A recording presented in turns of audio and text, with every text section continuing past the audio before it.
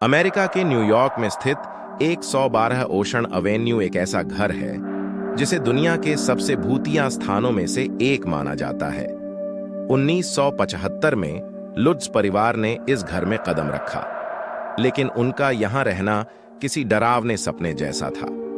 इस कहानी में हम जानेंगे कि आखिर इस घर में ऐसा क्या हुआ जिसने इसे अमानवीय और भयावह बना दिया। यह कहानी 13 नवंबर 1974 से शुरू होती है, जब इस घर में डी फियो परिवार के 6 सदस्यों की उनके बेटे रोनाल्ड डी फियो जूनियर द्वारा गोली मारकर हत्या कर दी गई। रोनाल्ड ने दावा किया कि उसे अज्ञात आवाजों ने इस हत्या के लिए मजबूर किया। 1 साल बाद जॉर्ज और कैथी लुट्ज अपने 3 बच्चों के साथ इस घर में रहने आए।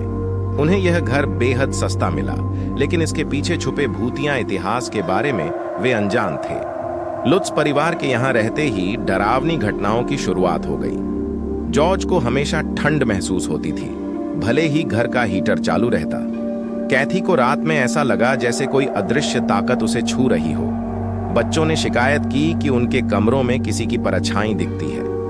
घर में अजीब आवाजें, सीढ़ियों पर कदमों की आहट और दरवाजों का अपने आप खुलना बंद होना आरंभीवी हो गया था। एक रात जॉर्ज ने खिड़की के बाहर लाल आंखों वाले राक्षस को देखा। वह डर के मारे स्तब्ध रह गए। घर की दीवारों से हरे रंग का चिपचिपा पदार्थ निकलने लगा। यह किसी जादुई या अलौकिक ताकत का संकेत था। बेसमेंट में एक ऐसा कमरा मिला जो घर के नक्शे में नहीं था। यहां से बदबू आती थी और महसूस होता था कि यहां किसी को कैद रखा गया हो। घर में लगाए गए धार्मिक प्रतीक जैसे क्रूस अपने आप उल्टे हो जाते थे। कैथी ने एक स्थानीय पुजारी को बुलाया। जैसे ही पुजारी ने घर को शुद्ध करने की प्रक्रिया शुरू की, उन्हें एक अज्ञात ताकत ने थप्पड़ मारा और एक आवाज आई, गेट आउट, यहां से चले जाओ। पुजारी ने लुट्ज परिवार को यह घर छोड़ने की सलाह दी। 28 दिनों तक लगातार इन डरावनी घटनाओं का सामना करने के बाद लुट्ज परिवार ने रातों रात यह घर छोड़ दिया। उन्होंने बाद में कहा कि यह जगह शैतानी ताकतों का अड्डा है। आज भी 112 ओशन एवेन्यू को लोग अमिटीविल हॉरर हाउस के नाम से जानते हैं। कुछ इसे अफवाह मानते हैं तो कुछ इसे सच्ची भूतिया घटना।